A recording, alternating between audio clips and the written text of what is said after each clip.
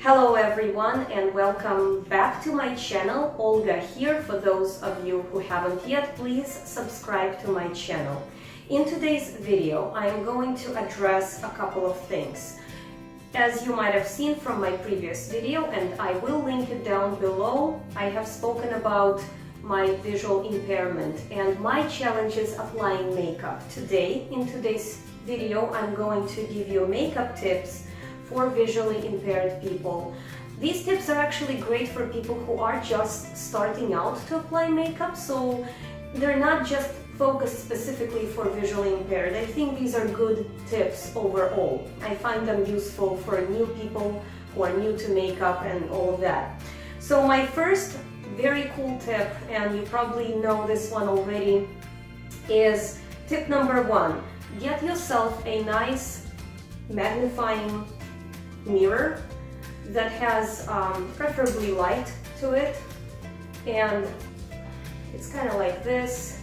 You might see this mirror allows you to see your face better. It's going to allow you easier application of makeup. You're going to be able to see closer. It magnifies everything. Also, what I find important for myself is the contrast. It is not so much about the size of things on my face or what I'm applying. It's the contrast. So the light surrounding the mirror really allows you to work with your face, with makeup easier. Now, I'm going to tell you one more thing. These mirrors can be pricey, that's understandable. I have seen them up to $200 in price. This is a lot of money to blow on a mirror, and I have not. I bought this particular mirror just today at a garage sale. A lot of times some people will get rid of theirs or get something better, get something newer, and you can find this at a garage sale, at a discounted store, at a Goodwill, at a Salvation Army or something like that. That's totally great. I actually paid $5 for mine. I would never blow $200 on this. I probably would spend $200 on makeup collectively, but not on the mirror. So that's my first tip. My second tip for applying makeup for somebody who doesn't see well would be short handled brushes. And I'm going to show you an example of these guys right here. So this is a nice little kit. I actually found it last week for myself. You know, guys, I love Wayne Goss brushes, and they do have place, of course, in my makeup routine. However, if I want to get closer to my face and I need to be working with the mirror and I need to be able to see what I'm doing, I need to have shorter handles. I'll explain why. Let me show you something real quick here. You see me holding this mirror, and let's say this is a regular size brush.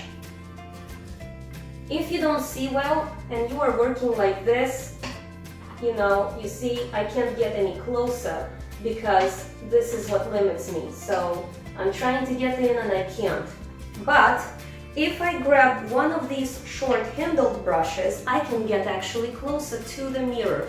I'm going to show you the example of these brushes. You see how nice and short the handle is.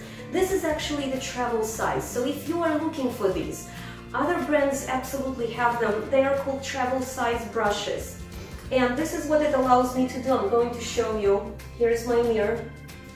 And this is what it allows me to do. You see how I can get closer in there, and this distance is significantly shorter, and it allows me to get into those precise areas of my eye crease or applying my eyeshadow or eyeliner if I want to. So this was a nice little set. I'm going to link the information down below. This is from Inglot. I think I paid 35 bucks. I won't swear to that, so don't hold me to it. I'm going to comment on everything down below, and I'll show you where to purchase this. Tip number 3, get yourself a beauty blender. And I have tried all sorts of dupes from other companies, and unfortunately, they do not come even close. They do have them in the right shapes and sizes, however, they're not as good as the beauty blender. Make sure it's engorged. Make sure that it's nice and moist. You have to moisten it with water, and then you have to wring it out like this. And so it's nice and big like that.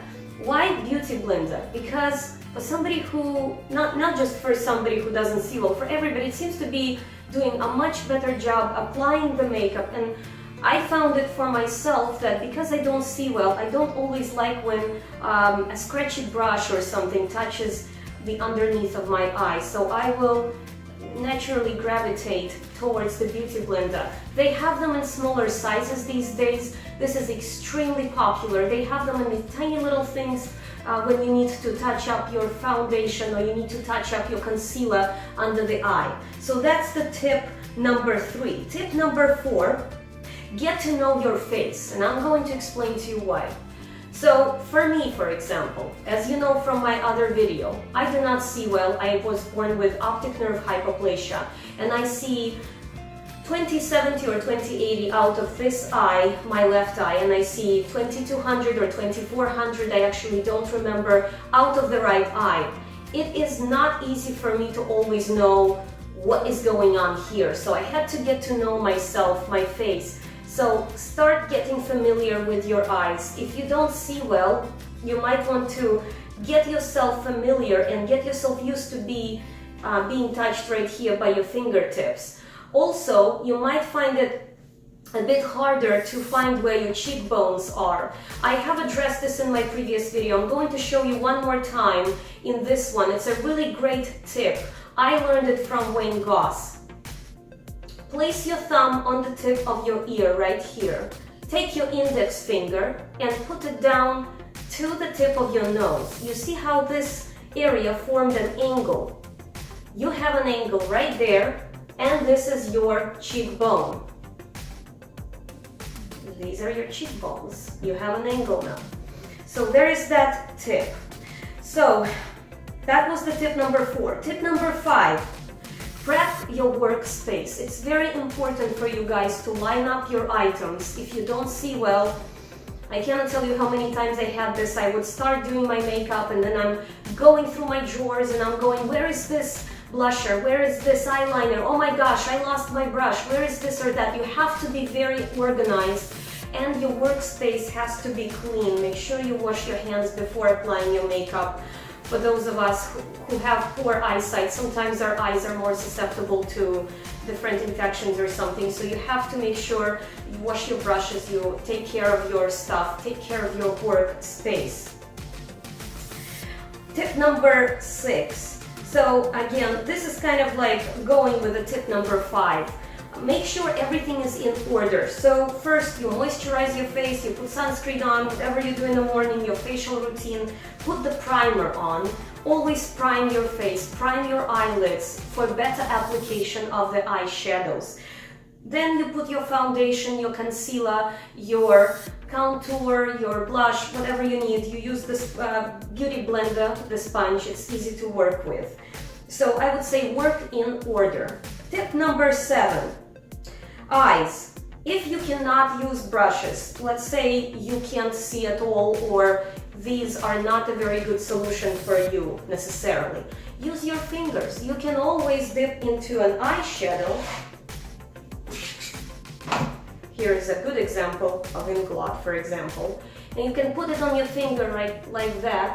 And no, it's not the ideal solution, but it is better than nothing. And then you're going to start maybe like where you want to put it at the tip or maybe in the center and start applying your eyeshadow on your eyelid. Maybe you are more comfortable with your fingertip because you can't see but you can feel where you are applying these eyeshadows.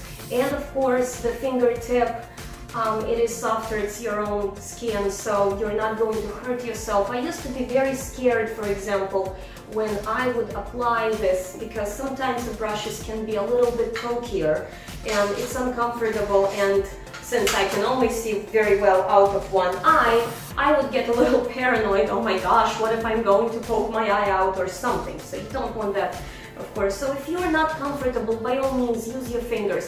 In fact, there are some really great eyeshadows out there, I'm going to link it all down below, that have these foiled eyeshadows that actually recommend applying them with your fingertips. I mean, they are designed so you don't have to necessarily use the brushes. So that was tip number 7. Tip number 8, eyeliner. Okay, this one I can tell you, you can skip it, or you can do it to the lower eyelid right here if you want to.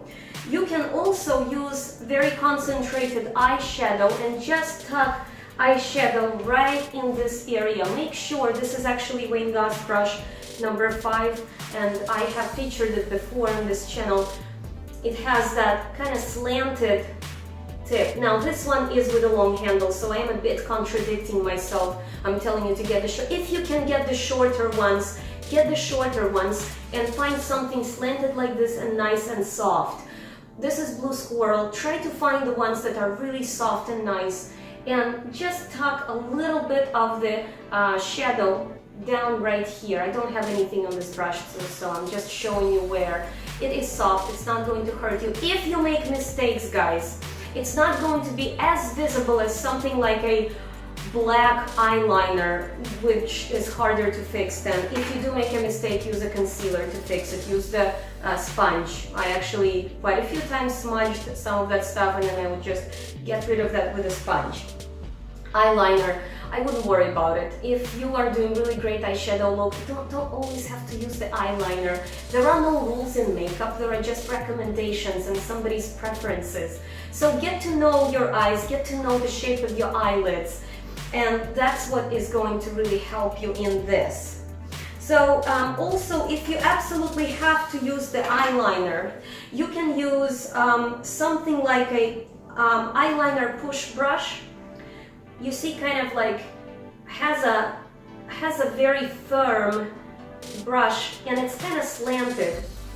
And this is going to be easier, so you could just nicely go ahead and take some eyeliner in a tub or something and put it on the end and push it into the eyelash base right here. Remember, the whole purpose of why the eyeliner was created was to make your eyelashes pop, you know, to make them more pronounced, which is actually what the reasoning behind it was. We took it all to the next level, of course, which is great. So now, the tip number 9, mascara. Okay, with mascara, make sure when you buy mascara, I love sample sizes, the itty bitty little ones that you get in these, you know, if you go to Sephora or other places, you can get like tiny little guys. Sometimes they tell you you can collect points, and then something like this will come with your points. So use little miniature ones. Look at this composite. It's tiny. Open up this. You see how short the applicator is? You want to be working as close as possible.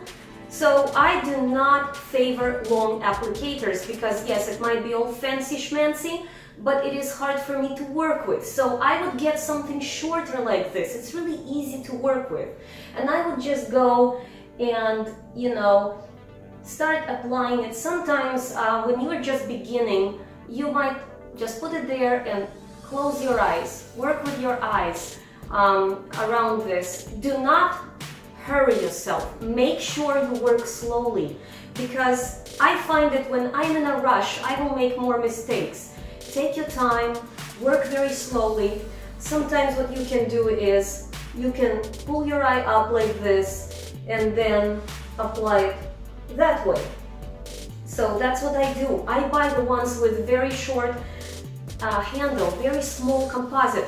The other reason to buy the smaller mascaras is because they do dry out tremendously quickly. So if you get this luxurious one, which I do have the ones from like Lancome and all of that, they dry out, and then what I have is just a bunch of gunked up product that I have to toss. I don't like doing that. Also, something you don't want to do not ever do this. I've seen my grandmother do it, I've seen my mother do it. Do not do this. I'll explain why. Because each time you do that, you're pumping air into the product. You're putting air bubbles into your product. That way, your product would dry up faster. You're also, with that air, allowing bacteria to come in contact with your product. Something else I don't ever do. If I'm sick, guys, if I have a cold or a flu, or if I have a, you know, I haven't had the pink eye, but my son has them.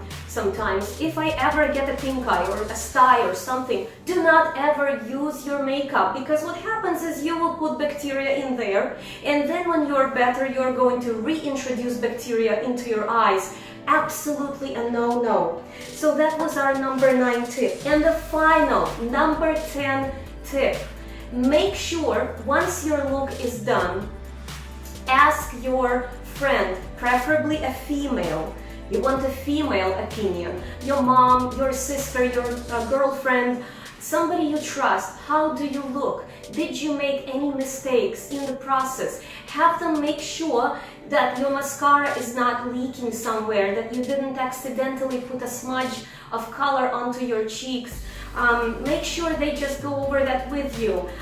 Be kind of like a resource to you. I'll use my mom as a guide, like I just done all of this linked eyeliner or something. I'll tell her, how do I look? Did I make any mistakes?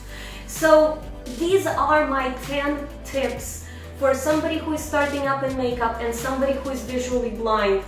Please guys, let me know if you find this information helpful. Let me know if you have any more suggestions. Please leave me your questions, comments, concerns in the section down below, and I will be back with you in the next video. I love you. Bye!